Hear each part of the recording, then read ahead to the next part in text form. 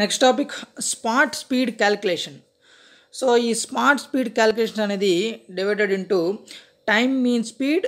So దీన్ని మనం వీటీతో indicate చేస్తాం. అదేవిధంగా స్పేస్ మీన్ స్పీడ్, సో దాన్ని మనం విఎస్తో ఇండికేట్ చేస్తాం. ఫస్ట్ వచ్చి మనం ఈ టైమ్ మీన్ స్పీడ్ గురించి డిస్కస్ చేద్దాం. సో ఈ time mean speed is the average speed of all the vehicles passing a point on a highway over some specified time period. So location వచ్చి at a fixed location. So all the vehicles passing at a point on a highway. So duration of observation 1 kilometer. So highway over some specified time period for example 1 hour అనుకున్నాం. So వీటీ, so direct mean equal to వీటీ equal to time mean speed equal to so vehicles యొక్క speeds అనమాట, V1 + V2 + V3 and so on by number of observation n. So ఇది important formula. ఓకేనా. Next అదేవిధంగా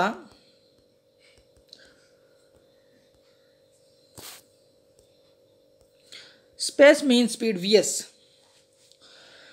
so space mean speed is the average speed of all the vehicles occupying a given section of highway over some specified time period.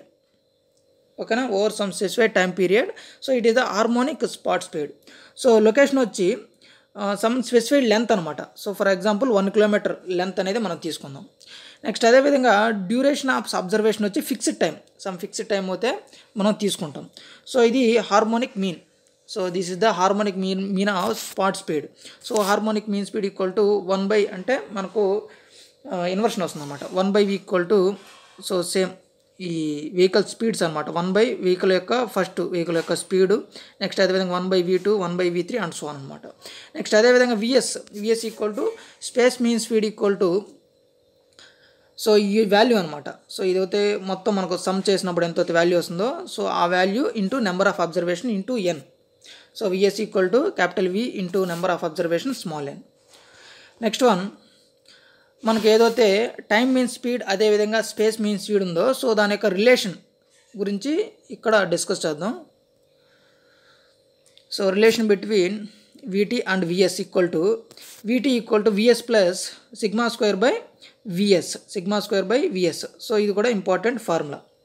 So ఇక్కడ sigma వచ్చి standard deviation.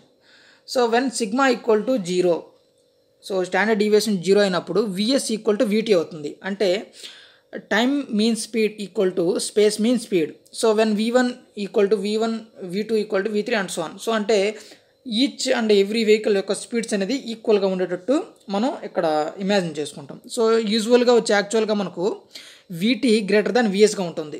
So యాక్చువల్గా మనం అక్కడ ప్రాక్టికల్గా చూసుకుంటే VT అంటే time mean speed greater than space mean team.